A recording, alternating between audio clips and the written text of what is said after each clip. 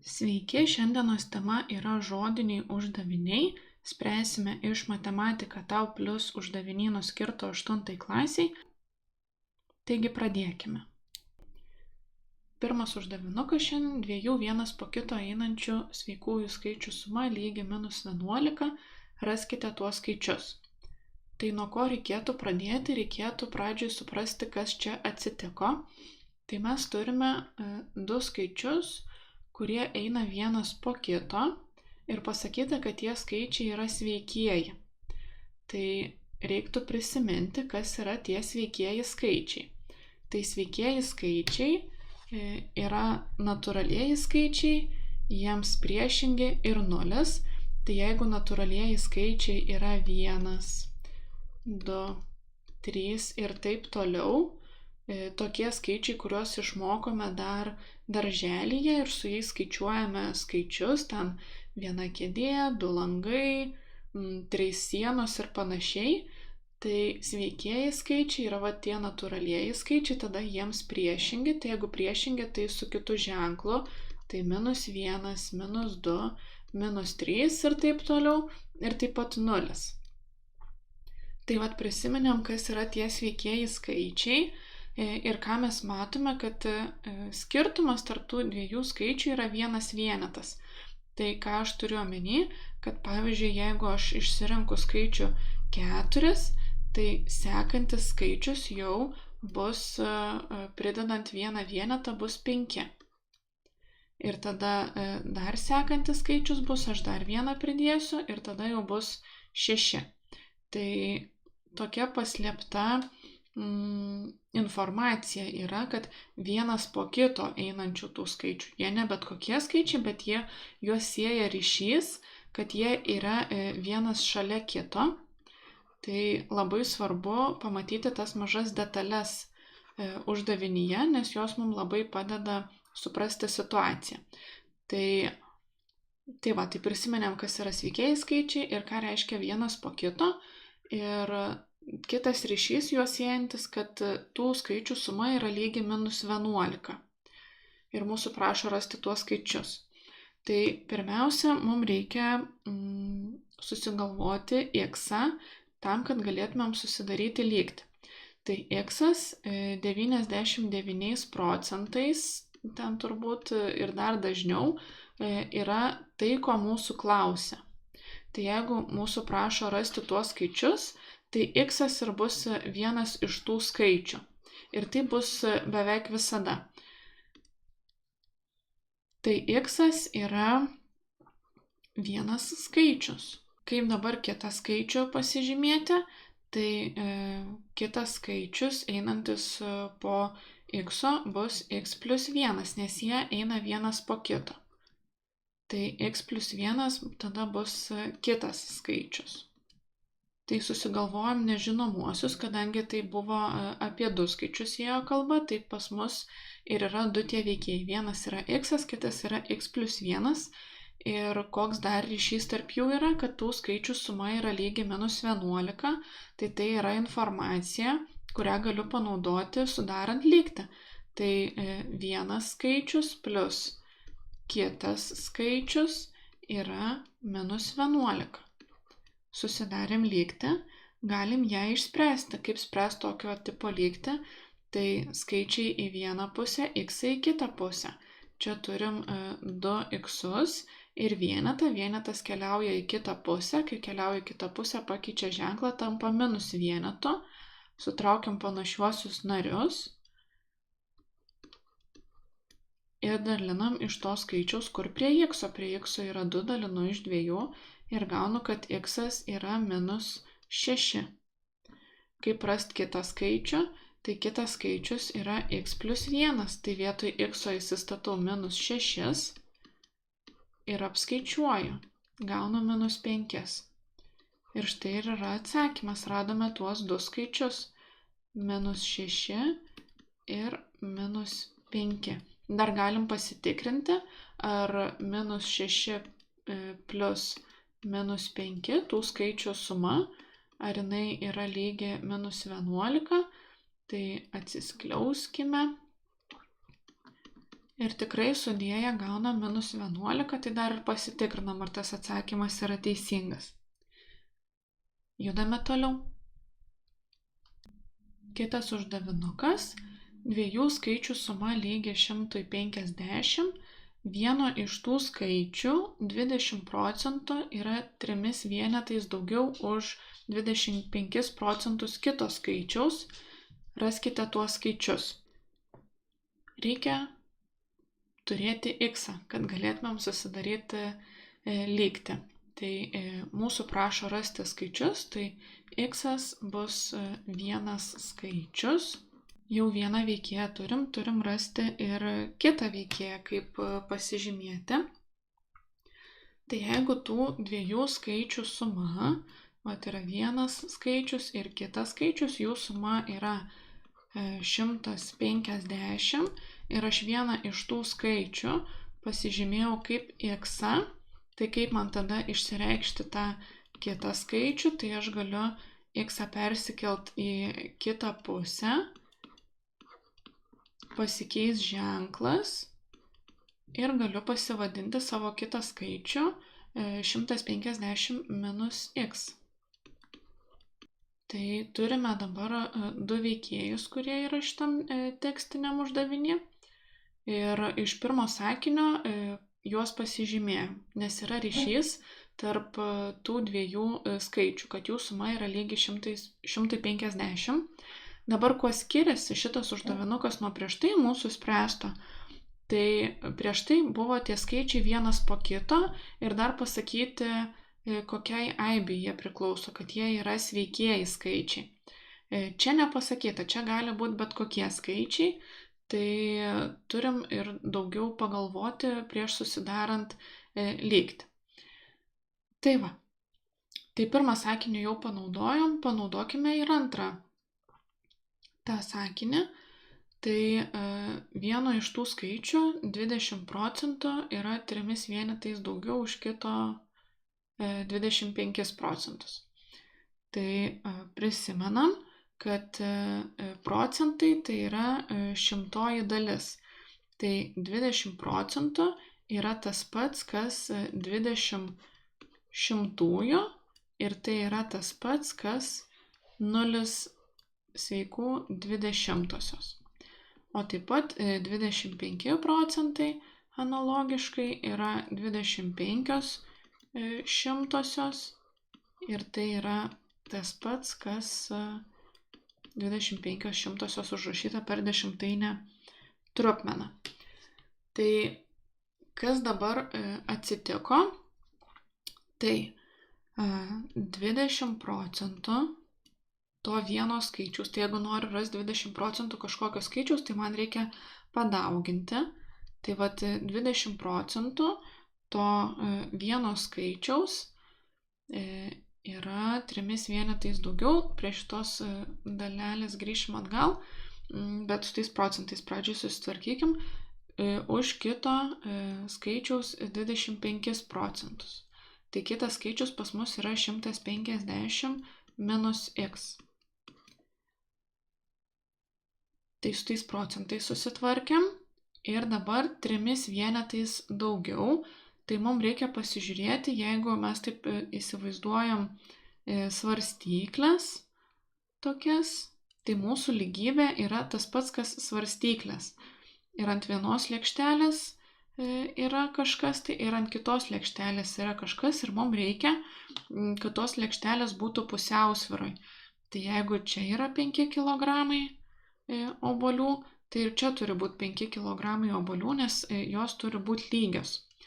Ir dabar yra pasakyta, kad mūsų 20 procentų to skaičiaus yra daugiau, yra sunkiau. Tai reiškia, kad išsibalansuoja tos svarstyklės.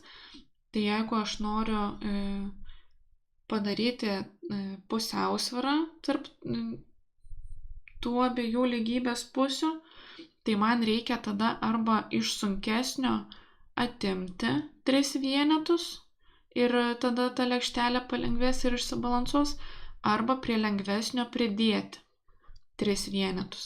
Aš visada siūlau prie lengvesnio pridėti. Tai pasakyta, kad va šita dalis 20% x yra 3 vienetais daugiau, tai aš tada tą lengvesnę dalį, čia yra ta lengvesnė dalis, aš ją turiu pasunkinti, kad išsibalansuotų tos mūsų įsivaizduojamos lygybės svarstyklės. Tai visada atvirkščiai galvojam šitoj vietoj. Lengvesnę turim pasunkinti, o iš sunkesnio turim palengvinti. Tai va, tai turim lygti, dabar ją turim išspręsti, tai ir sprendžiame. Kairiai pusėje kol kas nieko nedarau, o dešiniai pusėje turime atsiskliausti. Tai atsiskliaudžiam, tai turim dauginti prieš skliaustelius esantį skaičių iš kiekvieno skaičiaus esančio skliausteliuose. Tai čia susidauginam, gaunam 37,5 minus 25 x plus 3, skaičiai į vieną pusę, x į kitą, tai į kairę pusę ateina x, pakeičia ženklą, čia lieka tie skaičiai, kurie buvo, sudedame, gauname 45 x, o kitoje lygybės pusėje 40,5, dalinu iš to skaičiaus, kur yra prie x, ir gaunu, kad x yra 90. Kaip dabar rasti tą kitą skaičių? Tai įsistatome į išraišką. Mūsų išraiška buvo 150 minus x, įsistatau gautą x, įsistatau 90 ir gaunu, kad kitas skaičius yra 60. Nepamirštu parašyti atsakymo.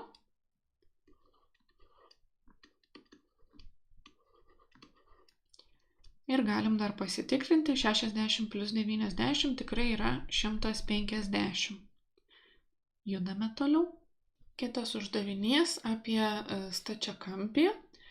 Pasakyta, kad stačiakampio ilgis dvigubai didesnis už plotį ir stačiakampio plotį padidinus 3 metrais, jo plotas padidėjo 24 kvadratiniais metrais. Apskaičiuokite, koks buvo stačiakampio ilgis ir plotis iš pradžių. Tai tokiais atvejais labai rekomenduoju nusibrėžti brėžinuką. Tai turim stačiakampį ir pasakyta, kad ilgis dvigubai didesnis už plotį, tai jeigu plotis yra x, tada ilgis bus 2x.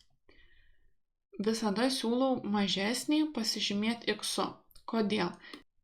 Nes jeigu ilgį būčiau pasižymėjus x, tai tada plotis būtų dvigubai mažesnis, tai turėtumėm x dalinti iš 2 ir mums taip atsiranda trupmenos, o su trupmenom nieks nenori turėti bendrų reikalų, nes atsiranda didesnė rizika klaidai. Tai visada pasižymėkime mažesnį skaičių x. Tai va, tai pasižymėjom plotį x, ilgis tada yra dvigubai didesnis, tai 2x. Kas tada atsitiko? Mūsų plotį padidino 3 metrais. Tai jau turim visiškai kitokį stačiakampį, nes plotis padidėjo 3 metrais, o ilgis nepasikeitė, 2x liko toks pat. Tai vat turim 2 brėžinukus ir dabar iš ko susidaryti lygtį? Iš šito gabaliuko, iš ploto, kad plotas padidėjo 24 kvadratiniais metrais. Tai va, kaip yra apskaičiuojamas stačiakampio plotas, tai kraštinė dauginant iš kraštinės. Tai pirmo stačiakampio plotas yra 2x kart x, o kito stačiakampio plotas bus 2x kart x plus 3, kraštinė kart kraštinė. Tik tai būtina čia skliaustelius užsidėti. Ir šiaip visada geriau daugiau skliaustelių negu mažiau. Tai va, ir kur mums dėti tuos 24 kvadratinius metrus, tai iš praeito uždavinuko prisimenam, kad didesnį reikia sumažinti, o mažesnį padidinti, ir aš visada siūlau mažesnį padidinti tam, kad būtų kuo mažiau minusų. Tai va, tai šitas plotas yra mažesnis, šitas yra didesnis, tai tam, kad lygybė išsibalansuotų, mes mažesnį turim padidinti. Ir štai turime lygtį, kurią labai lengvai kartu ir išspręsime. Tai pradžiai apsiskaičiuokime ir atsiskliauskime. Tai 2x kart x yra 2x kvadratu. Kitoj pusėje atsiskliaudžiu, 2x kart x yra 2x kvadratu, o 2x kart 3 yra 6x. X į vieną pusę, skaičiai į kitą.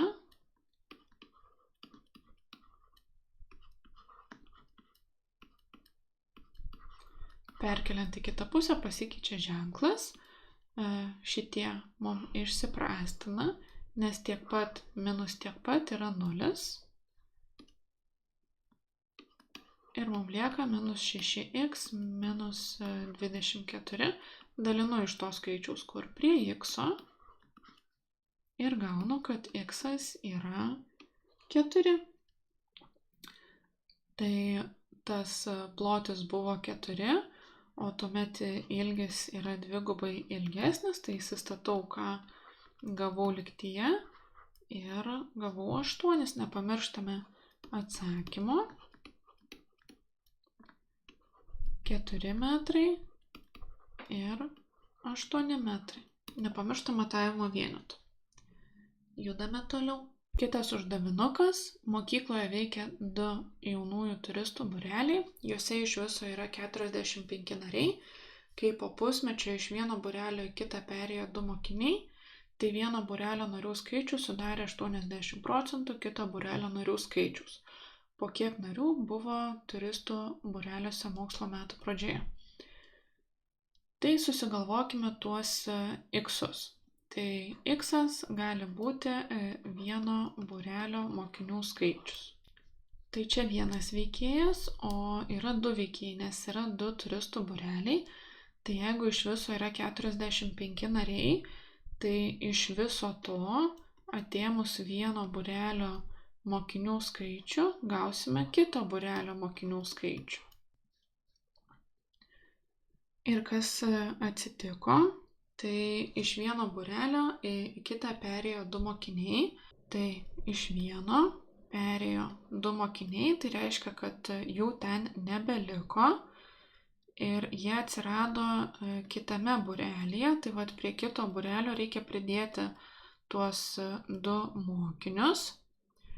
Ir kas dar pasakyta, kad tada, kai perėjo vieno būrelio skaičiaus sudarė 80%, tai kur prisimenam, kad 80% yra tas pats, kas 80 šimtųjų, yra tas pats, kas 80.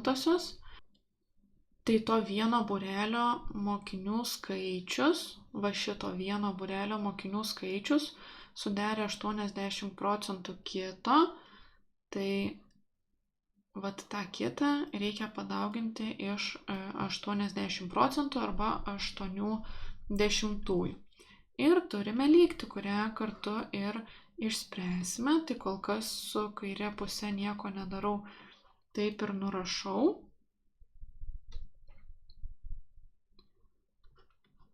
O čia apsiskaičiuokime, tai 45 plus 2 yra 47 minus x.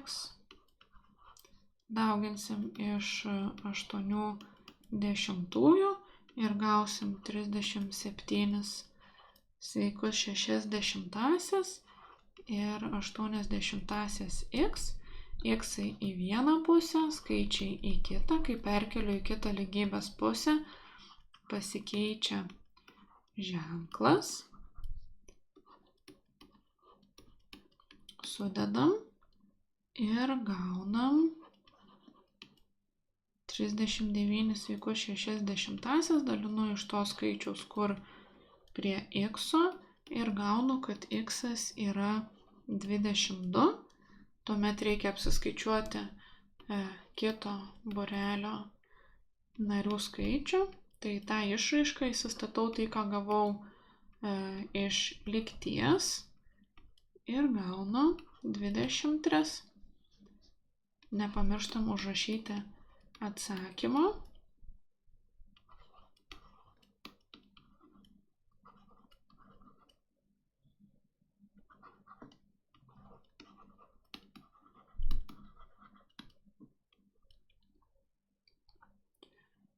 Judame toliau.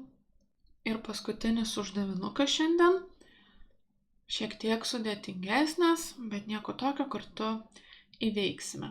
Tai turėjome 2 cisternas, pilnas benzino. Tai turim vieną cisterną, kurioje yra 32 tonos benzino, o kitoje yra 36 tonos benzino. Ir iš pirmosios cisternos per minutę išpumpuojama 20 tonos benzino, o iš antrosios 30 tonos per minutę. Ir mūsų klausia, po kiek mažiausiai minučių abiejose cisternose benzino bus po lygiai. Mūsų klausia laiko. Tai x bus minučių skaičius. Tai ką aš čia dabar padariau, tai pasivadinau x tai, ko mūsų klausia. Klausia, po kiek mažiausiai minučių, tai x minučių skaičius. Ir nusibrėžiau brėžinį, kas čia įvyko. Ir tai man padeda sugalvoti lygtį. Ką mes čia turim? Mes turim minutes, tai laiką, turim greitį ir turim atliktą darbą. Tai aš lygtį susidarysiu iš greičio formulės ir prisimenu, kad greitis yra apskaičiuojamas atstumą dalinant iš laiko. Tai jeigu aš matau greitį uždavinyje, tai iš karto prisimenu ir greičio formulę. Ir ko mums reikės? Mums reikės atstumo. O atstumas yra tas pats, kas greitis kart laikas. Tik tai, kad mūsų čia bus ne atstumas, nenuvažiuoti kilometrai, o išpumpuotas benzinas tonomis. Tai kai atsuka tuos kranelius, kiekvieną minutę iš cisternoje tas benzino lygis sumažėja ir sumažėja per tiek, kiek minučių tenai tas kranelis buvo atsuktas. Tai jeigu buvo atsuktas x minučių, tai dauginam iš 0,2, nes toks yra bėgimo greitis. Ir turime tą kas minutę vis kitą lygį toje cisternoje. Ir po kažkelių minučių abiejose cisternose benzino bus tiek pat. Tai čia yra mano lygybė, nes tas lygis po kažkiek laiko bus vienodas. Tai lygiai taip pat iš kitos cisternos, kai atsuksiu kranelį, bėgs kuras va tokiu greičiu 0,3 tonos per minutę, o minučių kiekis bus tas pats, nes tuo pat metu atsuko tuos 2 kranelius. Tai minučių skaičius nesikeičia ir po kažkurio laiko susivienodins tas lygis. Tai iš to susidariau lygtį. Tai pabandykim kartu tą lygtį ir išspręsti. Tai x į vieną pusę, kai perkeliu į kitą pusę, pasikeičia ženklas, o skaičiai į kitą pusę. Sutraukiame panašiuosius narius, gauname 1/10 x. dalinu iš to skaičiaus, kur prie x ir gaunu x 40. Ir kai rašysiu atsakymą, jau pridėsiu ir matavimo vienetus 40 minučių.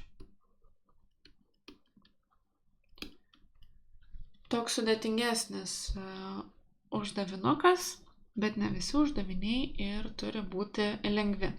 Jeigu jisai yra sudėtingesnis, reiškia įdomesnis. Tai šiandien tiek. Už šią temą dėkoju vienai iš savo sekėjų. Jeigu ir jūs turite temą, kurią norėtumėt, kad aš įrašyčiau ir jums paaiškinčiau, mielai lauksiu komentaruose arba nurodytų elektroniniu paštu. Nepamirškite prenumeruoti, jeigu patiko šita pamoka, paspauskite like, parašykite komentarą, tai man padės augti YouTube platformoje. Ačiū Jums, susimatykime kitoje pamokoje. Iki.